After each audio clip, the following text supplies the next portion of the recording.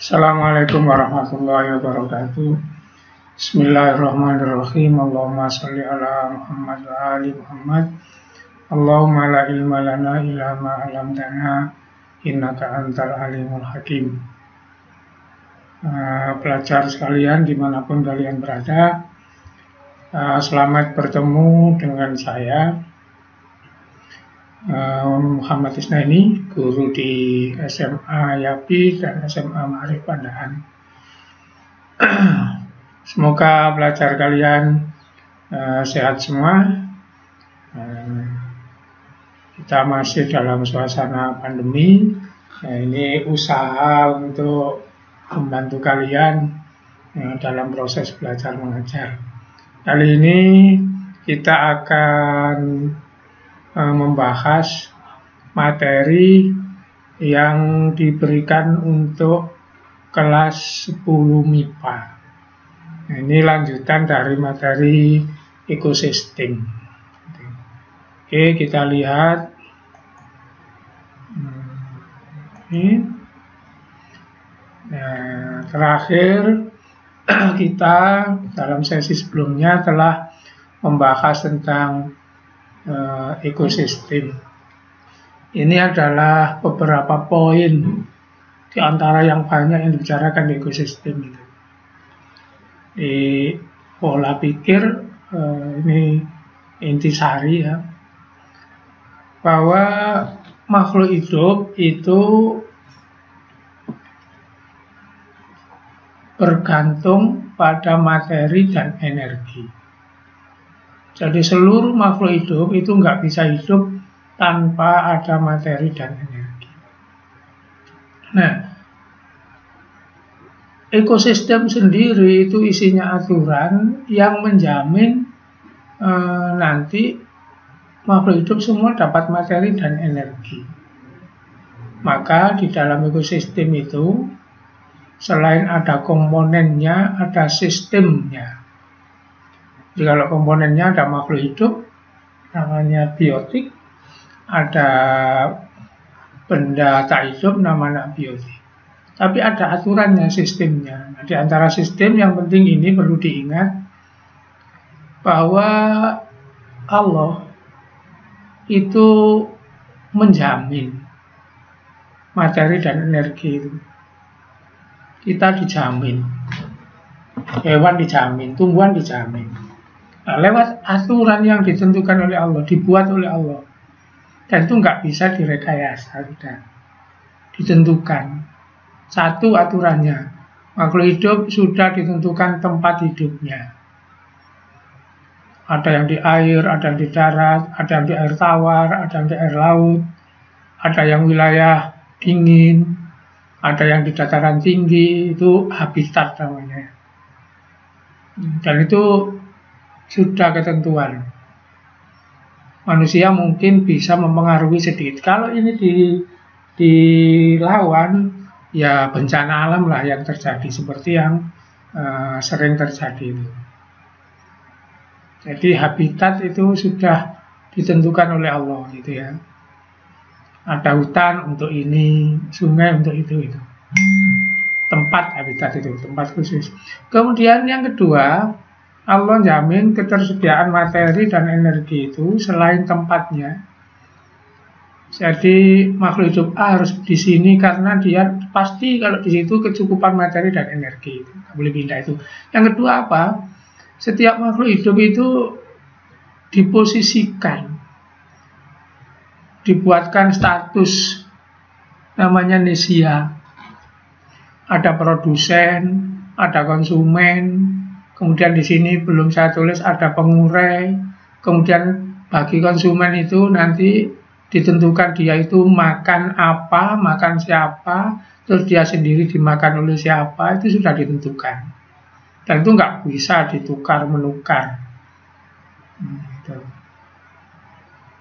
Berikutnya, aturan yang ketiga, jumlah dan berat antara yang makan dan yang dimakan ini juga sudah diatur di pertemuan yang terakhir kita itu ya. Jadi jumlah dan berat antara yang makan dengan yang dimakan diatur sama Allah sehingga membentuk gambar yang namanya piramid.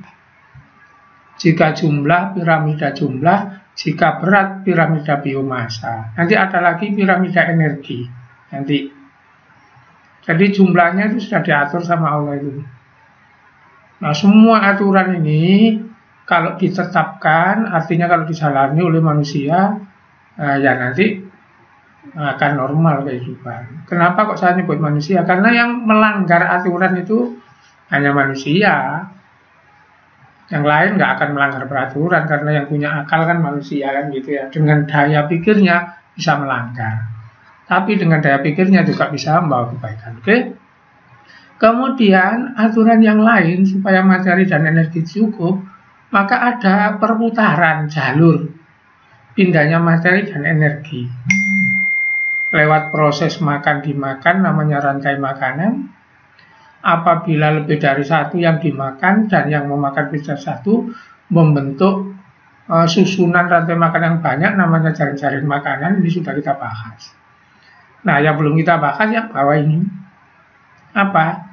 Siklus materi, arus energi. Sebenarnya siklus materi dan arus energi ini inklus bisa masuk di rantai makanan, bisa masuk di jaring-jaring makanan.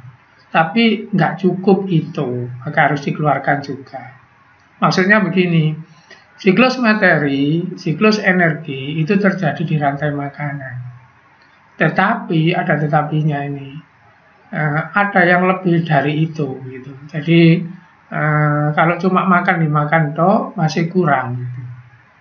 Oke, kita lihat sekarang, kita mau bahas ini ya, siklus materi dan energi, karena ini sudah kita bahas semua dalam pertemuan sebelumnya. Oke, siklus materi. Materi itu apa? Zat. Zat ya. Nanti kalau di fisika, di kimia, nah itu dipelajari. Nanti zat paling kecil itu namanya unsur, kan begitu. Paling kecil namanya unsur, gitu. Gabungan dari unsur senyawa kan gitu ya. Nah, ternyata kalau dikecilkan, unsur apa yang paling banyak diperlukan oleh makhluk hidup? Itu 1 oksigen, 2 karbon, C ya, OC, kemudian 3 hidrogen, 4 nitrogen gitu. Mungkin yang lainnya tambahan, fosfor, sulfur. Nah, itu materi-materi. Nah, terus materi-materi itu oksigen, karbon, gitu ya. Nitrogen, fosfor, itu materi. Kalau tunggal begitu namanya unsur. Mohon maaf, saya sini saya kasih supaya nggak bingung.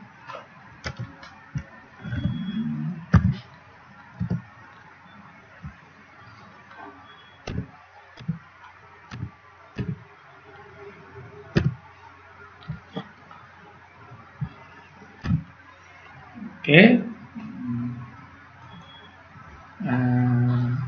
Oksigen, karbon, hidrogen, nitrogen, fosfor. Apa cuma ini? Enggak. Nanti di kelas 2 kita akan belajar tentang susunan kimia sel. Tapi ini jumlah yang terbesar. Nah, jadi unsur-unsur ini, unsur yang paling kecil itu nanti materi, nanti bentuknya di alam itu seperti ini nanti. Contoh, hidrogen sama oksigen berbentuk air, H2O. Nah, air ini sendiri saja, H2O itu saja tampilannya di alam nanti bisa es, bisa uap, semua itu rumus kimianya H2O. Gitu. Kemudian oksigen bisa O2, oksigen. Kemudian karbon bisa CO2, gitu ya. Karbon dioksida. Kemudian ada nitrogen, fosfor. Nah, sekarang ini materi tersebut bentuknya di alam ada yang terikat, ada yang bebas. Maksudnya bebas apa? Kalau P saja itu namanya bebas, N bebas. Jadi unsur. Kalau terikat dalam senyawa. Contohnya ini H sama O. Itu terikat namanya. Nah, sekarang perhatikan supaya nanti sebelum saya sikluskan ini paham. Pertama ya, mari kita lihat ini. Jelas sekali hewan dengan manusia itu tidak menyerap CO. Kita kalau kena CO malah keracunan, malah mati. Tapi apakah kita nggak butuh karbon kan gitu? Tetap butuh. Jadi ini adalah materi yang dibutuhkan. Terus karbonnya dalam bentuk apa? Nah, coba ini lihat. Karbohidrat tepung yang kita makan itu. Rumusnya CHO. Berarti di sini ada karbon, ada hidrogen, ada oksigen. Coba kalau ini H itu 2, O itu 1, H2O, air kan gitu. Kemudian kalau ini C1, O-nya 2, CO2, karbon dioksida gitu. Jadi maksudnya itu. Jadi misalnya kita minum air, oke. Hewan minum air, oke, kan begitu. Kita nyerap O2, oke. Kita nyerap hewan nyerap O2, oke. Tumbuhan nyerap CO2, oke. Kita nggak nyerap CO2. Terus C-nya dari mana? Bentuk ini kan begitu. Nah, kemudian nitrogen. Nitrogen bebas N gitu saja. Apa kita makan nitrogen? Ternyata tidak. Jadi kebutuhan nitrogen kita, nah ini. Kalau kita makan protein, itu rumusnya beda sedikit dengan ini CHO. Ini unsurnya ya, bukan rumus kimia. Rumus kimianya saya nggak hafal, C-nya berapa, hanya berapa. Jadi protein itu mengandung CHONP. Jadi kalau kita makan protein, berarti kita sudah nyerap nitrogen sama fosfor. Lemak sendiri itu CHO. Jadi artinya belum tentu ini diserap oleh makhluk hidup bentuknya seperti ini. Nah, contoh yang bawah ini bentuk-bentuk yang lain. N2 nitrogen bebas, NO nitrit, NO2 berarti terikat dia. NO3 nitrat, NH3 amonia, NH4 urea, PO4 fosfat. Sehingga nanti makhluk itu menyerapnya macam-macam ya. Bisa nyerap langsung ini, bisa nyerap langsung ini, bisa langsung ini. Ada juga dalam bentuk ini, ada juga dalam bentuk ini. Nah, ini semua diputar sehingga kita nyebutnya siklus materi. Oke? Saya lanjutkan ya, itu pengantarnya. Nah, ini diambil dari buku Campbell. The water cycle and the carbon cycle. Karena ini kecil, nanti saya ganti, saya perluas ya. Itu. Jadi ini siklus air, yang ini adalah siklus karbon. Jadi ini Allah memutar air. Ada awan, ada matahari, nanti ada hujan begitu. Nanti ada yang lebih jelas. Oke, kita lihat siklus-siklus itu ya. Saya kebetulan punya file flash ya untuk siklus-siklus itu. Lupa tadi belum saya keluarkan. Bentar.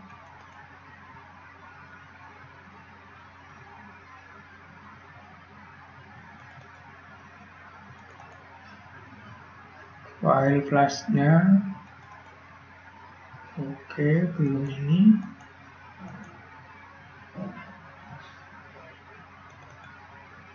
Ini ke sistem. Ini nanti file flash.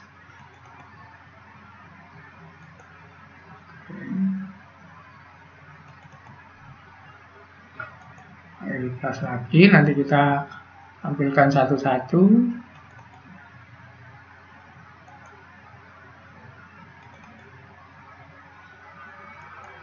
Oke, nah sekarang kita lihat nanti flash-flash tersebut ya.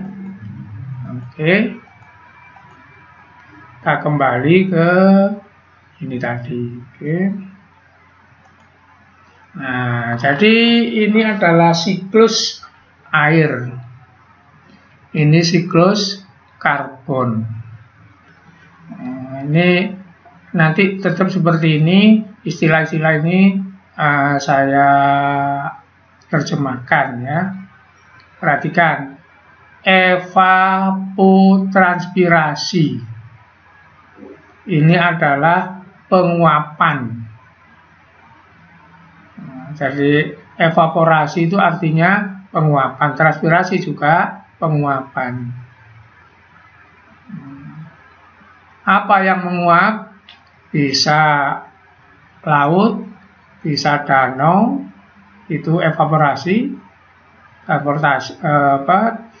Apa yang transpirasi? Itu tumbuhan. Tumbuhan bisa, hewan bisa mengadakan transpirasi, dari tubuhnya keluarkan air. Itu namanya evaporasi sama transpirasi, penguapan. Penguapan laut, penguapan sungai, penguapan danau, itu namanya evaporasi. Faktor yang menjadikan dia menguap adalah matahari. Jadi kalau laut kena matahari, airnya menguap. Sungai kena matahari, airnya menguap. Begitu. Itu dalam evaporasi. Transpirasi itu penguapan yang dilakukan oleh makhluk hidup. Tumbuhan misalnya dari daunnya bisa mengeluarkan air. Gitu. Oke. Kemudian kalau sudah menguap, nanti jadi uap, itu yang disebut awan. Nanti awan itu kalau kena dingin menggumpal. Jadi kalau awan itu lembut, kemudian menggumpal, nah itu namanya precipitation, penggumpalan. Nah kalau sudah menggumpal karena berat, maka dia akan jatuh. Jatuhnya itu nanti disebut hujan. Itu pengantarnya ini ya. Oke, kita lihat sekarang karena pengantarnya sudah. Ini ya, siklus air. Nah, kita perhatikan. Sebelum saya klik, diulang lagi. Presipitasi tadi penggumpalan uap. Ini menggumpal. Kemudian nanti kalau ada evaporasi itu penguapan. Terus di sini ada ice, itu es. Di kutub, di puncak gunung itu es. Kemudian ada lakes, itu danau ya. Stream, aliran. Nah, berarti danau, terus stream mengalir, sungai. Ocean, kamu tahu, laut. Groundwater itu air yang masuk, hujan ya, kemudian masuk ke dalam tanah. Nah, di dalam tanah itu ada air, bisa keluar dari sumber, di sumber itu, gitu ya. Nah, ini perjalanan air nanti seperti ini diputar sama Allah. Dan itu di kitab suci diterangkan, kalau di Al-Quran diterangkan. Allah itu yang menjadikan awan ini berarak, dikeliling di antar angin, dibawa ke wilayah yang tandus. Kemudian wilayah tandus itu akan jadi hidup karena air. Itu nanti ada kata-kata yukhrijul hayya minal mayyit, menghidupkan dari kematian. Jadi kalau ada tanah tandus, kemudian hujan, kamu saksikan sendiri, di situ nanti akan tumbuh rumput macam-macam. Nanti kalau sudah nggak hujan, mati semua gitu. Nah ini digilir hujan itu sama Allah. Mendung ini digiring ke Indonesia, maka Indonesia musim hujan. Kalau mendung ini dikirim ke Australia, maka Australia musim hujan. Nggak bisa seluruh dunia bareng gitu ya. Pasti digilir seperti itu. Oke. Kita lihat ya, saya ulang, precipitation itu penggumpalan, ice itu es, ocean itu laut, lakes danau, stream aliran, sungai, groundwater air yang ada di dalam tanah, evaporasi nanti penguapan. Oke. Hujan, run off airnya jalan di pegunungan, evaporasi penguapan, hujan lagi, kemudian run off lagi, penguapan lagi dari laut, gitu, hujan lagi. Oke. Nah, timbulnya bencana kalau karena hujan itu adalah di masalah run off. Saya ulang, timbulnya bencana kalau berbarengan dengan hujan itu perkara run off. Apa maksudnya? Jadi kalau di sini ini gundul, kayak sekarang terjadi di Meratus itu, karena ini dibabat semua untuk diambil batu baranya, maka air nggak bisa jadi groundwater. Semua run off semua. Jadi semua meluncur ke wilayah datar, maka di datar ini pasti nggak muat nanti. Tapi kalau coba di sini ini nggak gundul, ditahan oleh ini, masuk dulu jadi groundwater. Sebagian run off, sebagian groundwater, nggak seluruhnya kan gitu. Makanya banjir yang sekarang terjadi di Kalimantan Selatan itu nggak sepenuhnya karena hujan. Memang penyebab utama hujan. Kalau nggak ada hujan ya nggak mungkin banjir kan gitu, kecuali air laut naik. Tapi ini ada tapinya. Kalau ini dikelola dengan bagus nggak mungkin banjir. Dan itu bukan dari satu pihak ya. Sains menjelaskan seperti itu, Quran menjelaskan seperti itu. Apa? Allah itu menurunkan hujan itu dengan ukuran, nggak ngawur. Itu di Quran ada. Ya. Sains juga begitu. Apa? Kalau ini dikelola menurut ilmu pengetahuan, nggak akan ada banjir gitu. Karena apa? Ya diatur kan sudah di sini. Groundwaternya ada, terus penahannya itu ada, terus run off-nya ada, dibagi-bagi, gak run off semua. Oke, saya ulang ya, hujan, run off. Ini kalau run off total nanti banjir ini. Evaporasi laut, danau dan sungai, hujan lagi, run off sampai laut, evaporasi, hujan lagi.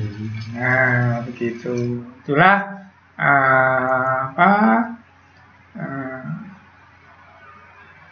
siklus air. Oke, berikutnya adalah siklus air tadi. Ini sudah. Nah, ini pemahamannya ya, siklus air itu. Laut, evaporasi, tumbuhan, hewan, transpirasi. Yang paling banyak nanti tumbuhan ya, transpirasi penguapan daun. Kemudian danau, evaporasi sama. Nah, hasil evaporasi laut, danau, sungai, dan transpirasi tumbuhan, transpirasi menghasilkan awan. Awan menggumpal jadi hujan, kemudian nanti run off begitu. Nah, inilah Allah memutar air. Dengan ini kehidupan dicukupi, hewan bisa minum, manusia bisa minum, begitu ya. Oke, sekarang siklus CO2 dan O2 dijadikan satu. Nah, ini enggak jalan. Saya jalankan yang ini. Siklus CO2 dan O2 dijadikan satu. Nih. Nah, ini siklus CO2 dan O2. Saya mulai dari sini. Nah, ini ada alga. Alga itu apa? Makhluk hidup yang punya klorofil tapi nggak boleh disebut tumbuhan karena sederhana.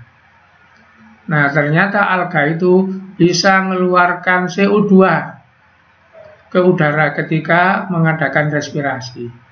Bisa mengambil CO2 ketika mengadakan fotosintesis. Kesimpulannya, alga berarti bisa membuang CO2, bisa memanfaatkan CO2 langsung.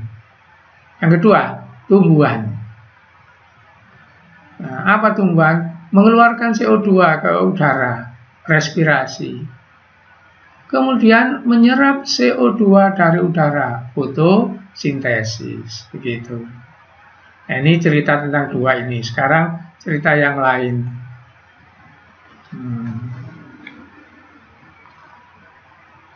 Nah, kita lihat, ini nanti akan jalan ini ya. Nah, ini Hewan tidak nyerap CO2, mengambil C dari makan tumbuhan. Ini yang saya katakan karbohidrat tadi.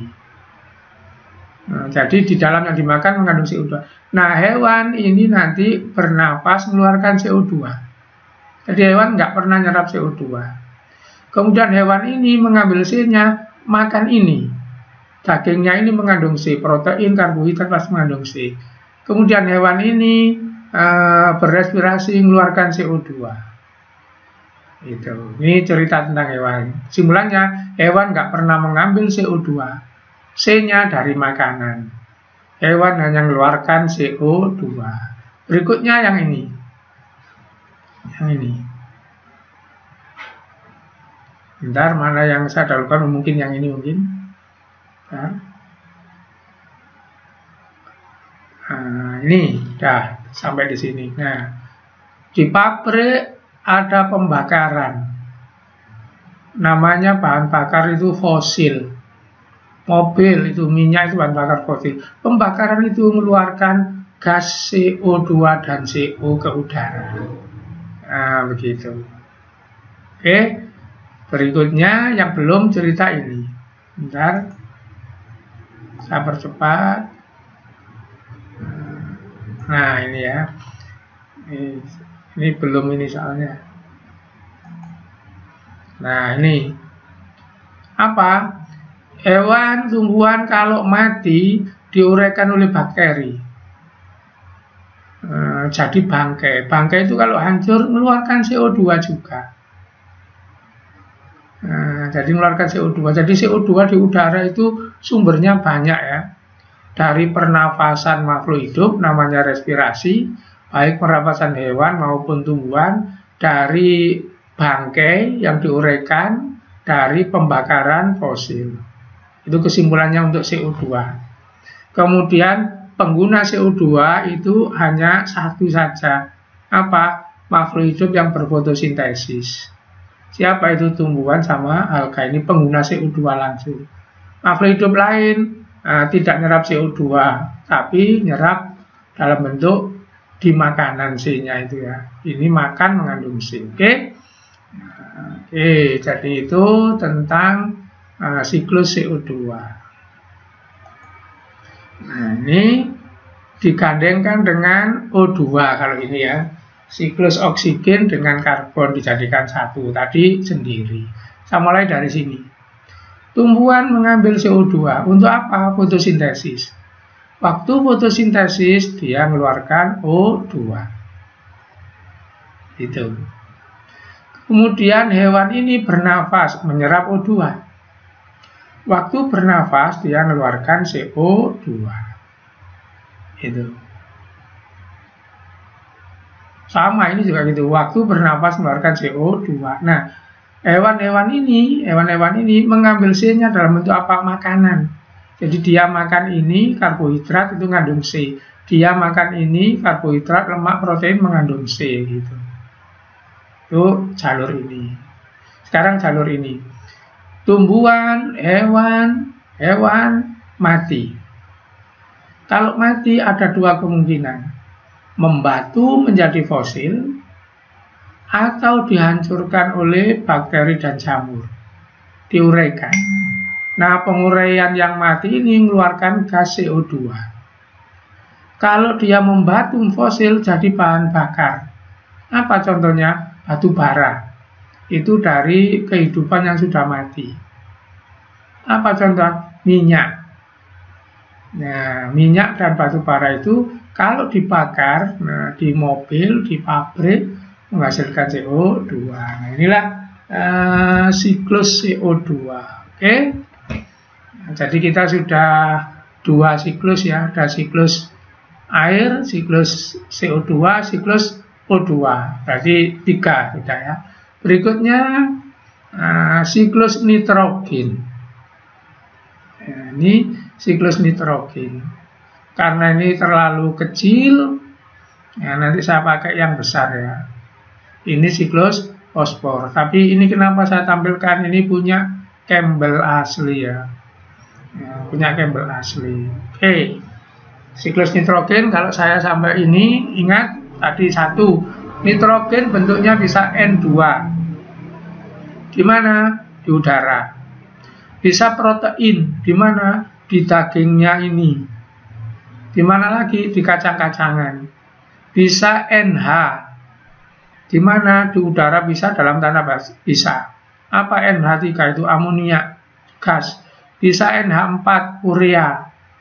Bisa NO2, nitrit. Bisa NO3, nitrat. Itu bentuk-bentuknya nitrogen.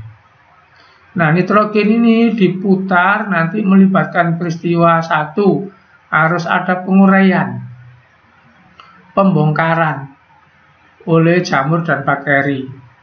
Kalau nggak ada jamur, nggak ada bakteri, nggak ada pembongkaran yang menghasilkan NH, 3, NH4, NO2, NO3. Semua dilakukan oleh bakteri, maka di sini ada tulisannya nitrifying bacteria, denitrifying bacteria. Nanti saya terangkan, gitu ya. Oke. Nah, ini adalah siklus nitrogen. Sebelum saya tampilkan animasinya, saya terangkan nama-nama dulu. 1. Nitrogen di atmosfer itu bentuknya N2. Kemudian nitrogen di dalam tanah, di dalam air bentuknya bisa N2, nitrogen bebas. Kemudian bisa NH3, amoniak. Bisa NO2, nitrit, bisa NO3, nitrat. Nah, pengubahan ini dari ini ke ini, ke ini itu namanya penguraian, dilakukan oleh bakteri. Maka nanti ada nama-nama bakteri itu, fixing bakteria gitu. Jadi semua dilakukan oleh bakteri, penyediaan itu. Kemudian ini petir. Jadi nanti nitrogen itu ada kaitannya dengan petir. Terus ini adalah gambar hewan. Nanti di sini apa? Excretion dan death. Apa? Hewan ini mengeluarkan kotoran, berak, berkeringat, kencing. Itu hubungannya dengan nitrogen. Saya ulang, berak, mengeluarkan keringat, kencing. Itu nanti mengandung nitrogen. Terus apa lagi kalau dia mati? Jadi bangkai, kotoran, itu mengandung nitrogen, nanti dirubah jadi ini.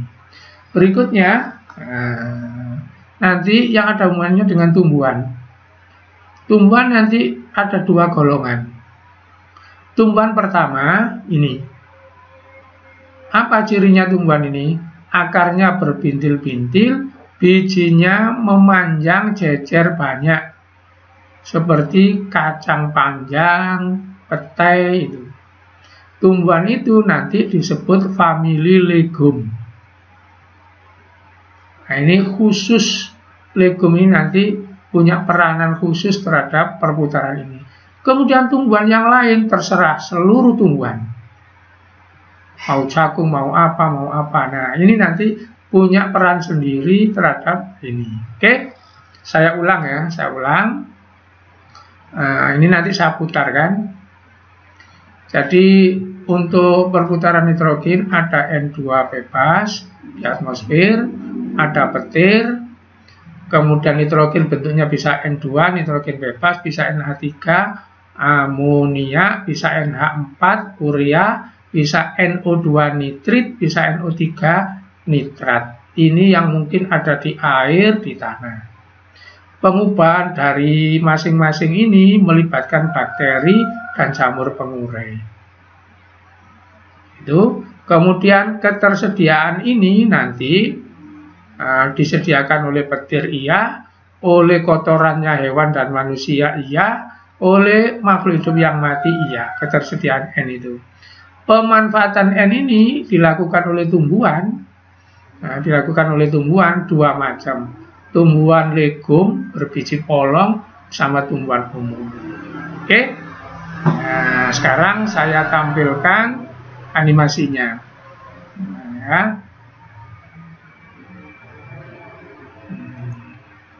ini animasi dari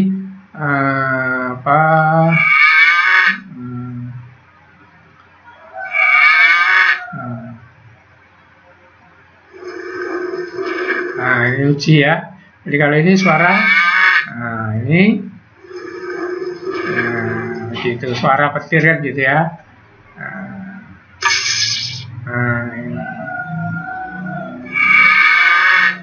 Jadi dari sini masih hubungannya dengan ini. Jadi ini penjelasannya, sapinya mati, sapinya berak gitu ya. Itu ya. Sampai ke sana gitu. Oke, itu cek saja. Sekarang saya start. Nah, ini ya. Pertama. Nah, ini diklik dulu. Apa artinya? Jadi nitrogen ini sama Allah itu dimasukkan ke air, ke tanah lewat proses petir. Jadi petir itu Allah sedang memasukkan nitrogen ke tanah. Gitu. Kemudian ini ada hewan. Kalau sapi itu berak, kencing, berkeringat, mati. Nanti semua itu beraknya, kencingnya, bangkainya itu dirubah oleh bakteri jadi NH3, gitu pengertiannya. Ya. Kemudian ini NH3 nanti dirubah jadi NO2, dirubah jadi NO3, nanti masuk ke sana. Siapa yang menyerap N2 itu? Hanya tumbuhan legum. N2 ini diserap tumbuhan legum ini. Terus bagaimana tumbuhan ini? Nanti dia nggak menyerap N2, tapi nanti dijelaskan di sini. Nah, nanti oleh gambar yang kedua. Oke? Nah, inilah perputarannya. Oke, kita lihat sekarang. Nitrogen is added to the nutrient cycle in the form of ammonia by industrial processes. Kita pakai satunya ya. Kita pakai satunya, perhatikan. Nah, ini pakai satunya. Oke, sama dengan tadi. Oke.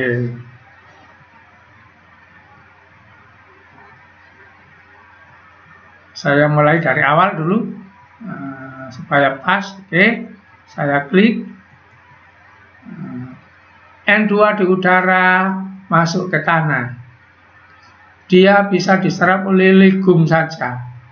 Terus N2 dirubah oleh bakteri menjadi NH, menjadi NO2, menjadi NO3.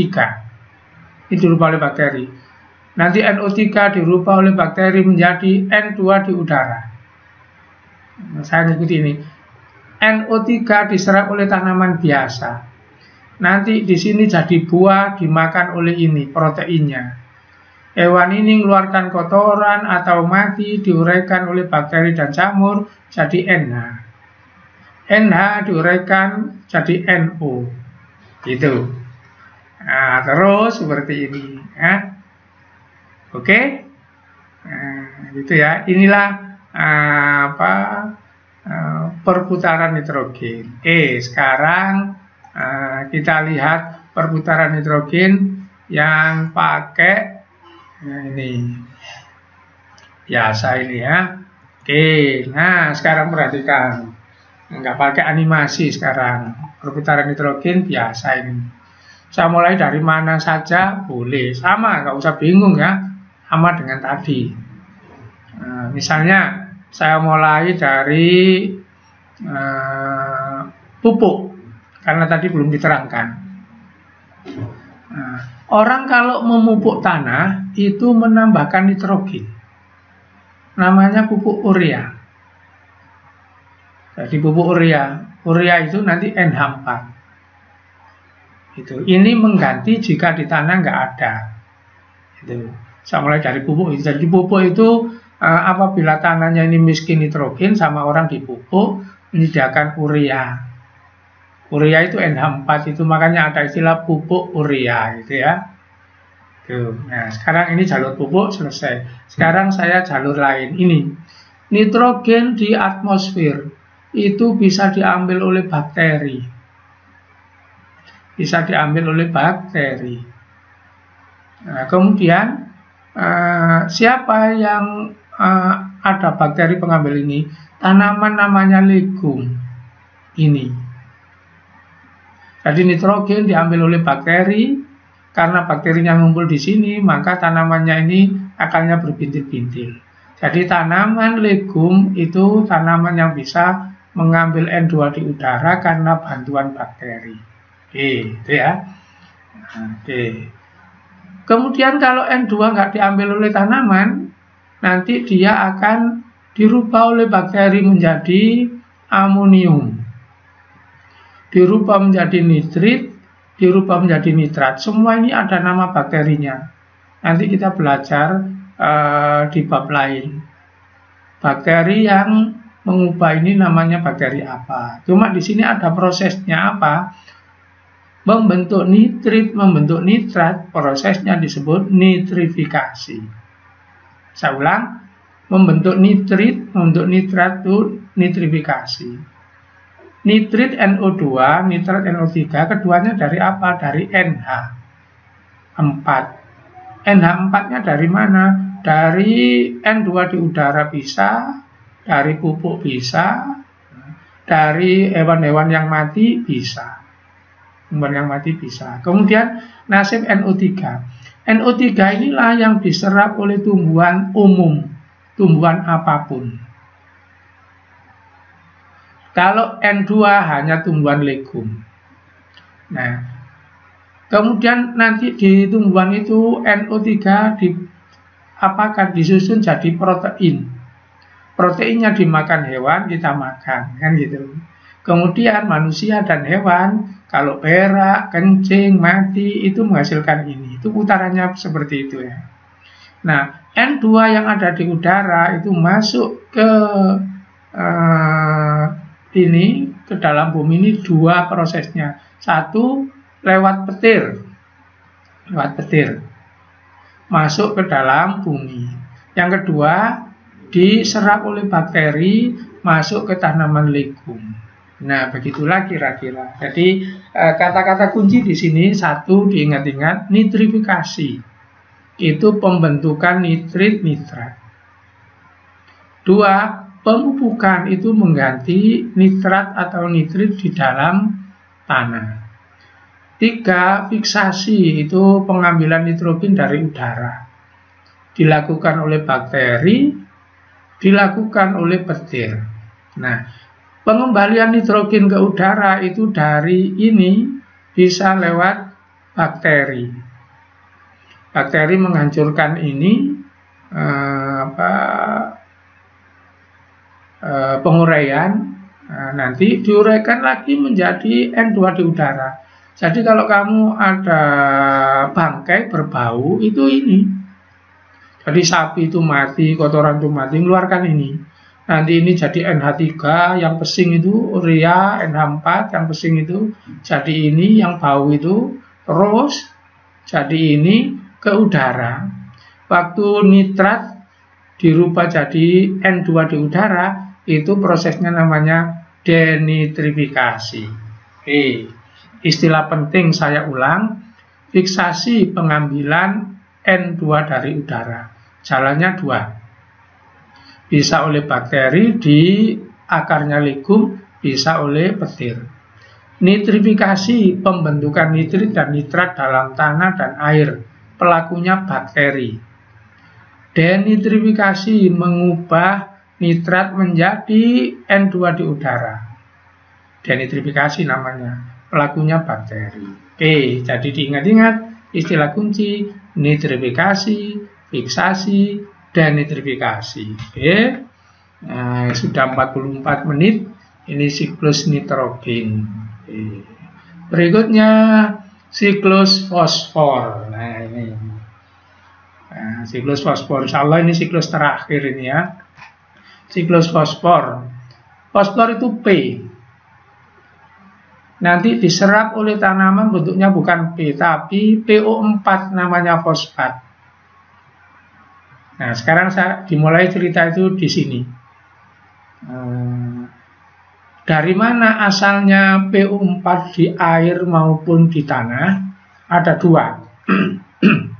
Satu, batu itu kalau kena hujan dia melapuk, hancur.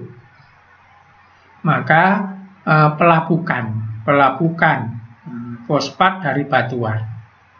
Jadi hujan itu, makanya hujan itu berkah itu ya. Makanya kita kalau nanam itu musim hujan. Karena apa? Ada petir, nitrogen masuk. Airnya itu menghancurkan batu-batuan itu. Bertahun-tahun nanti batunya itu akan meleleh sedikit-sedikit menghasilkan fosfat. Nah, fosfat itulah yang diserap oleh tumbuhan. Jadi tumbuhan itu nyerap fosfat, nyerap NO3. Nah, gitu. Tadi yang NO tadi ya. Nanti di tumbuhan fosfat itu dipakai untuk membuat daun, buah, dan sebagainya. Bentuknya protein. Oke. Nah, proteinnya dimakan oleh hewan, manusia. Kapan hewan dan manusia itu mengeluarkan fosfat? Kalau dia mati. Jadi hewan, manusia mati, diuraikan oleh bakteri dan jamur, jadi fosfat. Nah, jadi fosfat di air, di tanah, dua sumbernya. Satu dari pelapukan batu, dua dari hewan yang sudah mati. Kemudian pengambil fosfat langsung itu tumbuhan. Manusia dan hewan tidak mengambil fosfat tapi makan protein, nanti di dalamnya ada fosfat. Nah, kalau fosfat tidak diambil oleh tumbuhan, nanti dia akan membatu. Maka mengendap namanya. Ini bisa dibuktikan bagi kamu yang petani. Lewat apa? Pupuk. Pupuk apa yang mengandung fosfat? TSP. Nggak percaya? Kamu silakan beli pupuk TSP yang punya sawah ya. Kemudian TSP itu simpan di rumah. Jangan ditaburkan. Kan ada pupuk urea yang putih itu, ada pupuk TSP yang seperti semen. Nah, pupuk itu nanti kalau nggak ditaburkan, disimpan di rumah, dalam jarak sekian bulan dia akan mengeras, membatu gitu nanti. Itu ya. Nah, itu namanya kalau membatu itu proses geologi. Nah, inilah yang disebut dengan siklus fosfat. Oke, kurang 13 menit. Nah, sekarang saya membicarakan yang terakhir. Nah, untuk pertemuan kali ini adalah arus energi. Ingat-ingat, saya ke atas dulu ya. Atas. Nih. Nah, supaya kita dapat materi dan energi harus ada siklus materi, harus ada arus energi gitu. Jadi kalau materi berjalan namanya siklus, kalau energi berjalan namanya arus. Mengapa? Perhatikan. Ya, kenapa materi berjalan itu kok siklus? Ini, coba ini ya. Ini bernapas mengeluarkan CO2. CO2 nanti diserap oleh tumbuhan, dipakai fotosintesis, hasilnya daun, makanan.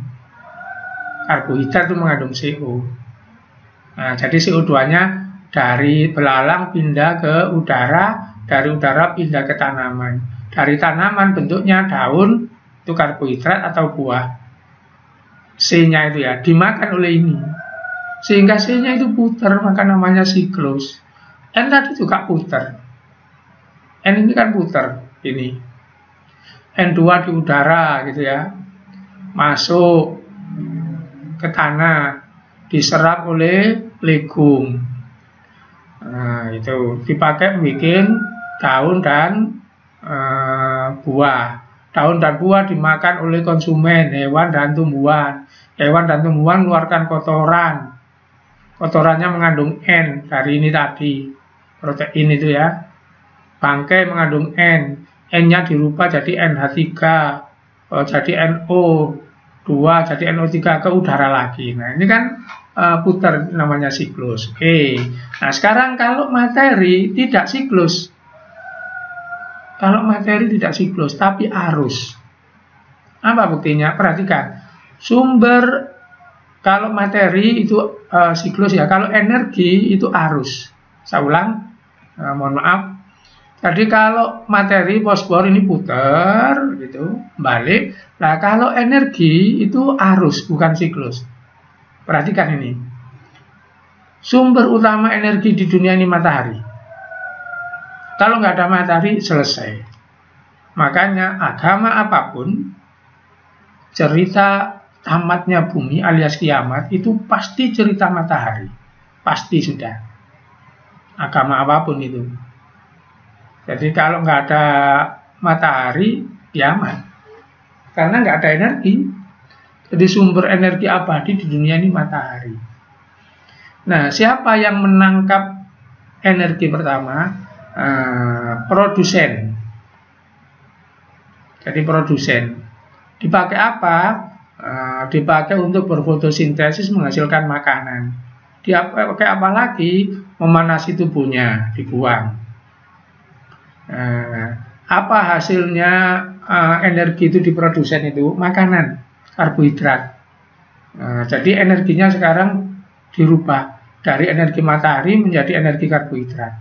Dimakan oleh konsumen. Nanti makanannya konsumen itu energinya kemana saja, dirubah jadi panas, jadi kegiatan, dirubah jadi dagingnya, jadi protein, dimakan oleh ini. Nanti ini energinya akan kemana? Nah begitu, dimakan oleh ke sana, energi yang lain menguap, jadi panas, jadi gerak. Nah kalau sudah ini nggak ada yang makan, kemana nanti? Dia akan mati, dimakan oleh ini. Nah terus sudah selesai. Kan energinya nanti nggak bisa kembali ke matahari. Nggak bisa. Yang bisa kembali nih materinya, energinya menguap itu. Itulah kenapa energi itu dikatakan arus, karena tidak bisa kembali. Oke, kalau bingung sekarang saya pakai contoh energi yang nggak bisa kembali itu nggak pakai biologi, pakai fisika. Ini air di bendungan, airnya dialirkan, itu namanya energi potensial. Memutar turbin, turbinnya menghasilkan listrik, energi listrik. Listriknya dibawa ke rumah, kemudian pakai nyalakan kompor, pakai nyalakan AC, pakai nyalakan TV, itu energinya. Terus hilang, nggak akan kembali ke danau tadi kan gitu. Jadi itulah namanya arus. Jadi nggak bisa kembali. Oke. Nah perhatikan ini. Ini pengertian arus energi itu ya. Ini ada ulat makan daun. Di daun itu ada energi. Kalau dihitung misalnya energinya itu 200 Joule gitu. Dimakan oleh ulat. Energinya mengandung 200, masuk ke ulat sini energinya dari daun ini. Terus diapakan energi di ulat ini? 100 itu dibuang. 100 Joule, misalnya SS, perak. 67 Joule, ini penelitian ya, ini buku Campbell, nggak ngawur, itu dibuang energinya. Apa? Bernafas, bergerak itu. Kemudian 33 Joule itu dipakai bikin dagingnya ini. Jadi energi yang masuk 200, yang 100, yang 67 dibuang, yang 33 itu dijadikan dagingnya ini. Nanti kalau ada burung makan ini, dia nggak dapat energi 200. Dapat berapa? Energi 33 itu. Nah, jadi begitu ya. Maka nanti, nah ini, sama dengan kemarin, energi itu nanti punya hukum piramid begini. Punya hukum piramid begini. Apa? Energi matahari sekian. Ternyata yang dirubah menjadi makanan, misalnya jadi buahnya, jadi daunnya ini sekian. Nolnya hilang kan? Ini 1 juta Joule dirubah jadi makanan di sini menjadi 10.000 Joule. Jadi matahari ngasih tumbuhan 1 juta. Nanti kita makan tumbuhan itu, daunnya, akarnya, energinya tinggal 10.000 itu. Kemudian 10.000 itu misalnya dimakan oleh belalang. Nanti sama belalang energi yang 10.000 itu dipakai terbang, dipakai berak, pakai apa, hilang semua. Tinggal 1.000, yang 1.000 dipakai disimpan di dagingnya belalang. Nah, kalau belalang ini dimakan oleh tikus, dia menerima 1.000 jul, dia menerima 100 nanti. 1.000 ya, mohon maaf, 1.000. Nanti 1.000 jul yang diterima oleh tikus itu, 1.000 ya, diberakkan, dipakai gerak, diapa-apakan, hilang semua, tinggal 100. 100 itu daging-dagingnya tikus ini. Nah, diterima oleh ular. Nanti ular itu akan bergerak, berkelahi, macam-macam. Energinya habis 90. Yang 10 baru dipakai nyusun ini. Jadi energi itu tambah belakangan, itu tambah menyusup. Begitu. Maka membentuk piramida energi seperti ini. Gitu ya. Ini arus energi begitu. Nah, sampai di situ berarti saya sudah menerangkan peraturan-peraturan ini lengkap. Jadi siklus itu untuk materi disebut siklus karena kembali. Kemudian energi nggak bisa kembali, maka disebut arus. Semuanya mengecil nanti membentuk piramid. Buktinya apa? Ada piramida jumlah, piramida biomasa, sekarang ada piramida energi. Nah, sampai di sini saya kira pertemuan kita ini untuk kali ini cukup. Jadi hari ini kita sudah belajar tentang aturan terakhir dari ekosistem. Bagaimana Allah memutar materi dan bagaimana Allah memindah-mindah energi. Mohon maaf jika ada kurang jelasnya, tapi kamu bisa mempelajari ini berulang-ulang ya, supaya paham gitu. Sekian pertemuan kali ini, saya akhiri. Assalamualaikum warahmatullahi